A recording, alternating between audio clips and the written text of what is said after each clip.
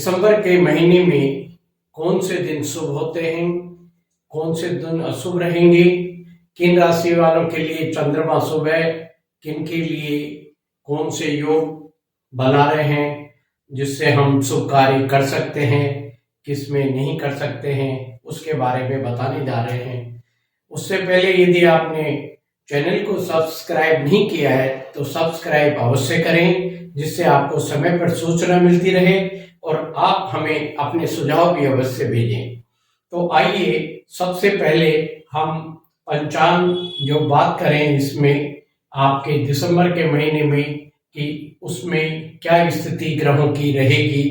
पंचांग के अनुसार तिथि 30 होती है, 15 शुक्ल पक्ष की, 15 कृष्ण पक्ष की, वार 7 होते हैं, नक्षत्र 27 होते हैं, योग भी 27 होते हैं और करण 11 होते हैं, जिसमें 7 करण चर करण होते हैं और 4 करण स्थिर करण होते हैं।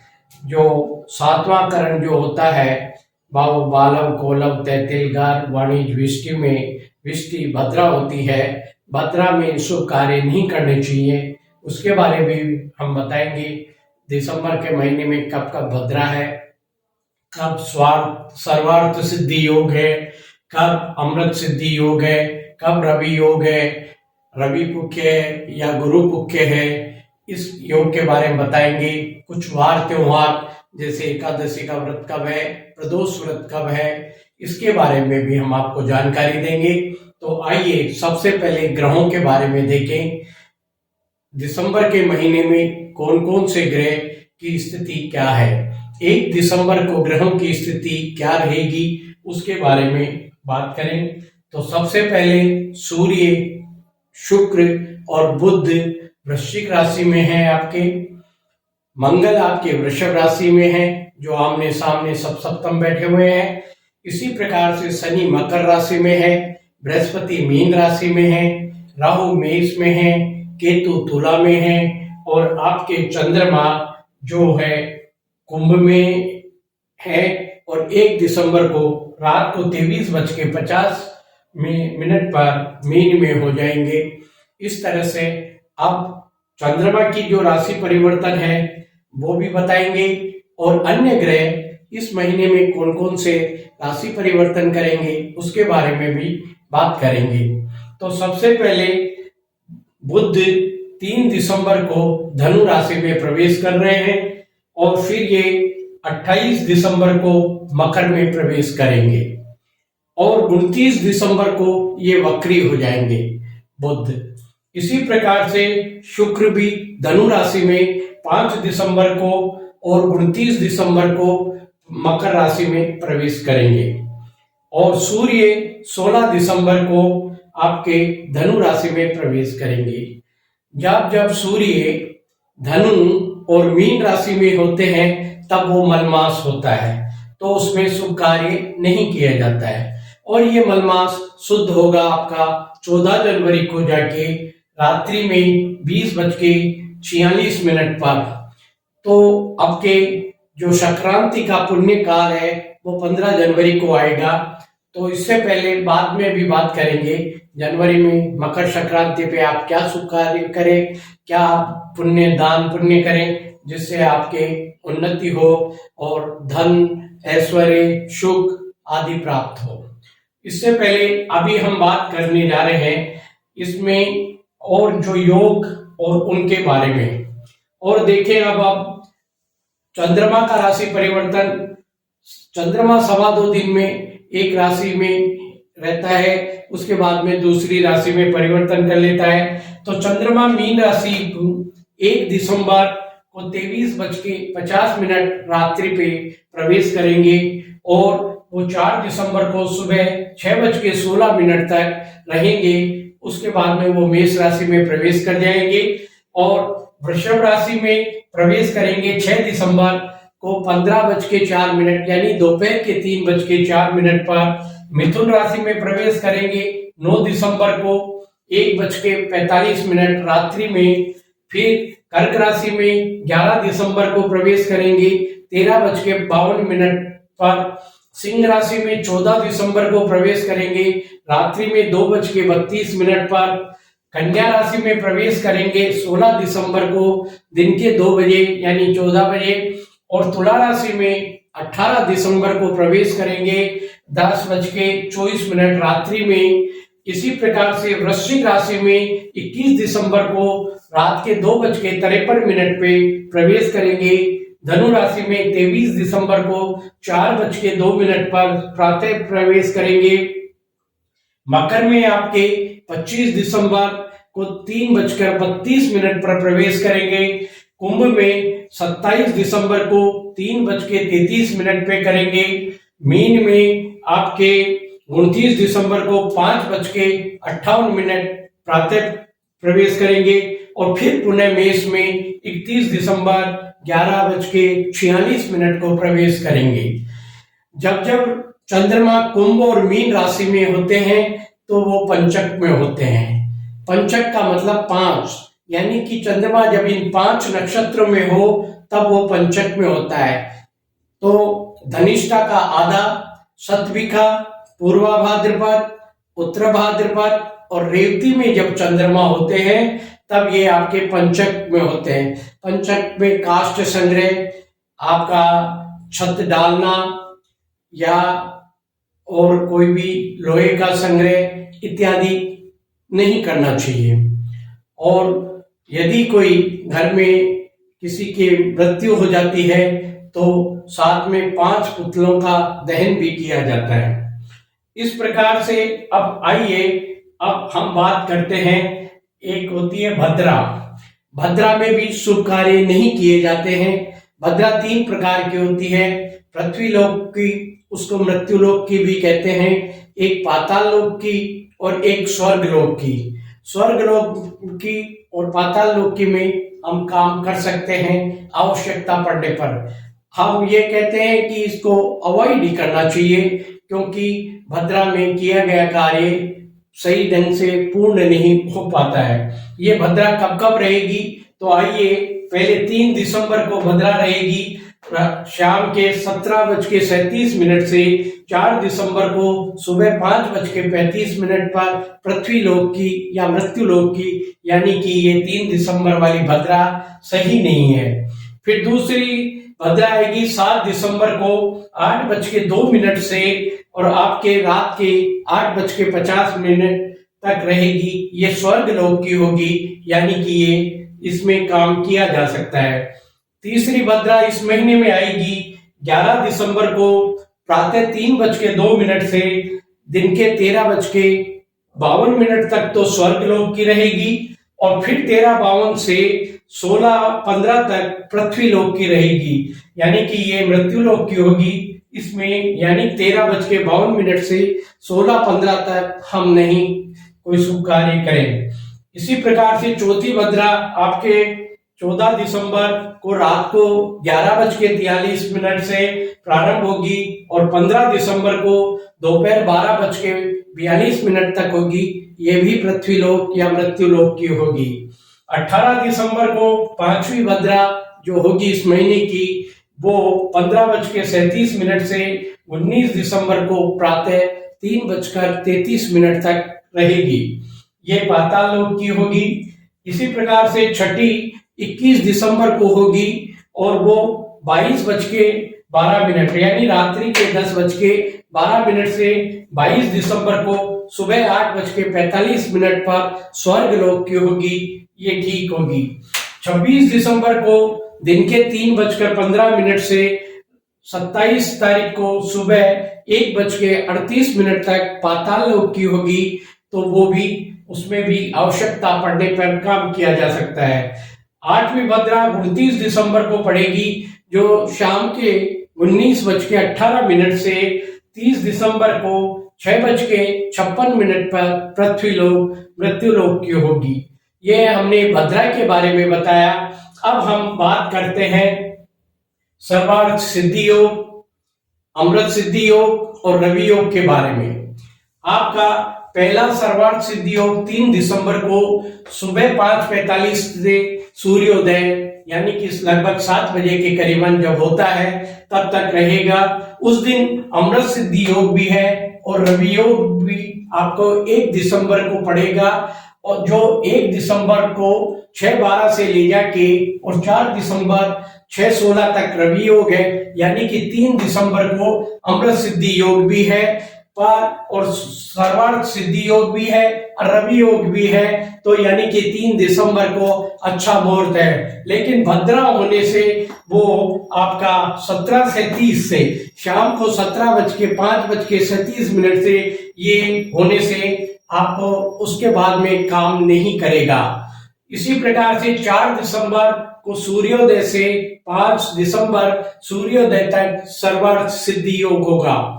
6 दिसंबर को 8:38 से और 8 दिसंबर को सूर्योदय तक ये सर्वार्थ सिद्धि योग होगा। उस दिन रवि योग भी है जो 6 दिसंबर को 8:38 से और 7 दिसंबर को 10:24 तक है। तो यानी कि ये 6 दिसंबर वाले दिन भी आप शुभ कार्य कर सकते हैं। रवि योग सारे अशुभ योगों को समाप्त कर देते हैं।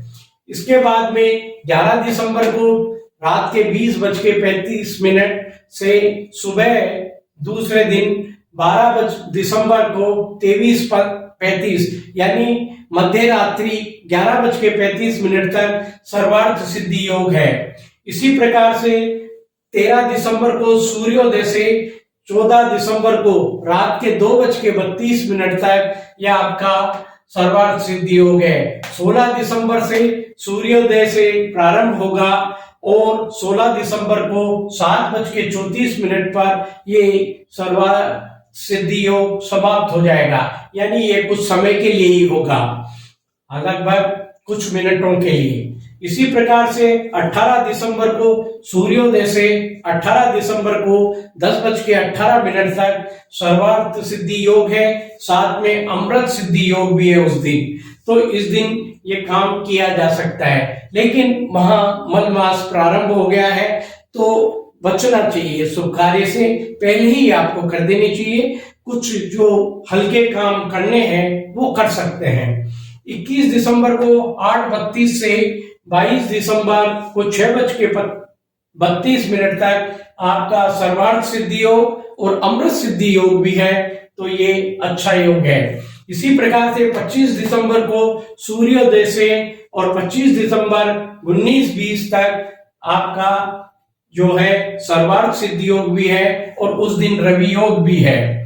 26 दिसंबर को सूर्योदय से 26 दिसंबर को ही 16:41 यानी 4:41 तक आपका सर्वार्थ सिद्धि योग है, उसमें भी हम शुभ काम कर सकते हैं। 30 दिसंबर को 11:24 से 31 दिसंबर को सुबह सूर्योदय तक आपका सर्वार्थ सिद्धि योग और अमृत सिद्धि योग भी है। अब आइए रवि योग की बात करें। रवि योग अभी पहले भी बताया सारे अशुभ योगों को खत्म कर देता है, उस दिन आप काम कर सकते हैं। 1 दिसंबर को सुबह 6:12 से 4 दिसंबर 6:16 तक ये रवि योग रहेगा। इसी प्रकार से 6 दिसंबर को शाम के 6:38 से 7 दिसंबर को 10:24 प्रातः काल तक ये रवि योग रहेगा। इसी प्रकार से 14 दिसंबर को 2:32 से 15 दिसंबर को 5:15 सुबह प्रातः काल तक रहेगा। इसी प्रकार से 25 दिसंबर को शाम के 7:20 से 26 दिसंबर को सुबह 6:41 तक ये रहेगा। इसी प्रकार 27 दिसंबर को दोपहर के 2:26 से आपके 28 दिसंबर को 2:45 तक ये आपका रवि योग रहेगा। इसी प्रकार से 31 दिसंबर को 11:46 से 2 जनवरी को 14:13 तक आपका ये रवि योग रहेगा। अब आते हैं गुरु पुखे और रवि पुखे। गुरु पुख्य वो होता है गुरुवार के दिन जब पुख्य नक्षत्र भी हो तो वो गुरु पुख्य कहलाता है, और रवि पुख्य यानी कि रविवार हो और पुख्य नक्षत्र हो तो उसको रवि पुख्य योग बोलते हैं। अब इसमें गुरु पुख्य योग इस महीने में नहीं है, रवि पुख्य योग है। वो है 11 दिसंबर को रात को 20:35 से शुरू होगा और 12 दिसंबर को सूर्योदय तक होता है। वार यहाँ पे सूर्योदय से सूर्योदय तक चलता है, रात के 12 बजे नहीं बदलता है। ज्योतिष में जब सूर्योदय होता है उससे वार प्रारंभ होता है और अगले दिन तक सूर्योदय तक वो वार कहलाता है। और पुख्य नक्षत्र जो आएगा वो 20:35 से आएगा, इसलिए ये आपके सूर्योदय तक अगले दिन तक रवि पुख्य कहलाएगा। और पुख्य नक्षत्र तो आगे तक है लेकिन आपका वार दूसरा बदल जाएगा, यानी कि रविवार के बाद में सोमवार आ जाएगा। इसी प्रकार से इस महीने में एक कुमार योग भी है जो 14 दिसंबर को 2:32 से और आपके रात के 23:42 यानी कि रात के 11:42 तक कुमार योग भी है, यह भी शुभ योग माना गया है। अब आते हैं त्रिपुष्कर योग और द्विपुष्कर योग होता है। द्विपुष्कर योग में जो भी काम किया जाता है वो 2 बार होता है और त्रिपुष्कर योग में जो काम किया जाता है वो 3 बार होता है। तो त्रिपुष्कर योग इस महीने में 2 बार पढ़ेंगे, जबकि द्विपुष्कर योग इस महीने में एक भी नहीं है। त्रिपुष्कर योग 20 दिसंबर को प्रातः 9:54 को प्रारंभ होगा और 21 दिसंबर को रात्रि में 00:45 यानी कि 24, ये जो समय बताया गया है ये रेलवे स्टैंडर्ड टाइम का समय है। जैसे 21 दिसंबर यानी 20 की मध्य रात्रि के बाद में 21 की दिसंबर की मध्य रात्रि शुरू हो जाएगी, 00:45 वहां का समय बताया गया है। इसी प्रकार 24 दिसंबर को 22:15 से यानी कि रात के 10:15 से प्रारंभ होगा और 25 दिसंबर को सुबह 8:48 तक ये चलेगा। तो इस प्रकार से त्रिपुष्कर योग 2 बार है और द्विपुष्कर योग इस महीने में नहीं है। अब आइए इनमें आपको बताते हैं एकादशी का व्रत कब कब रहेगा दिसंबर के महीने में।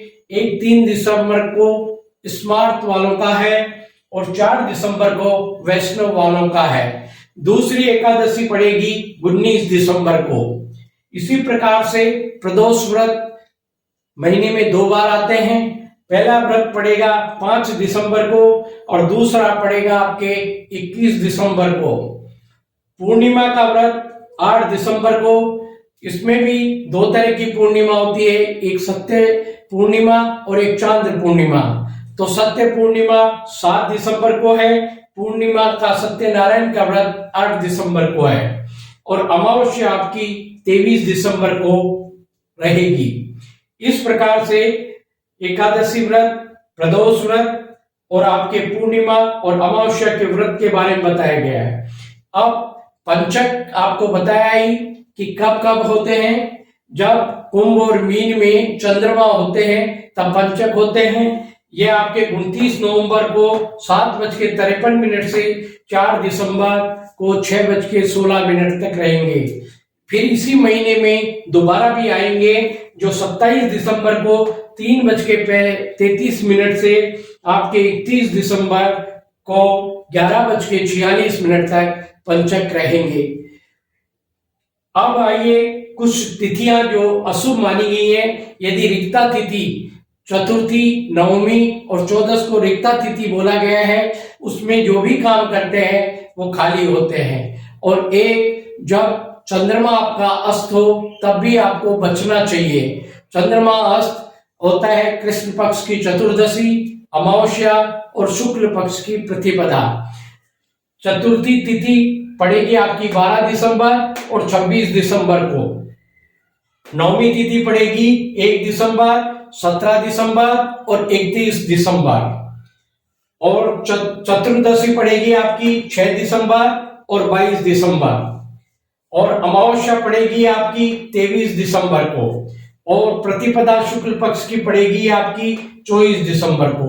अतः इन रिक्ता तिथि और अमावस्या और शुक्ल पक्ष की प्रतिपदा को भी शुभ कार्य से बचना चाहिए जब चंद्रमा अस्त हो। इस प्रकार से अब चंद्रमा की गणना किस प्रकार से करें? चंद्रमा जिन राशियों में बताया है वहां तक आपको गिनना है। कहां से गिनना प्रारंभ करना चाहिए? जहां आपकी जन्म राशि है उसके आधार पे गिनना चाहिए।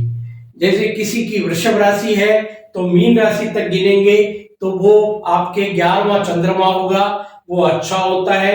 यानी कि चंद्रमा आपका पहला, तीसरा, छठा, 7वां, 10वां और 11वां हो तो वो शुभ होता है। सबसे पहले चंद्रमा का बल जरूर देखें कोई भी शुभ काम करने से पहले। धन्यवाद। आपकी कक्षा में फिर उपस्थित होंगे और चैनल को सब्सक्राइब जरूर करिए। आपके सुझाव अवश्य भेजिए। धन्यवाद।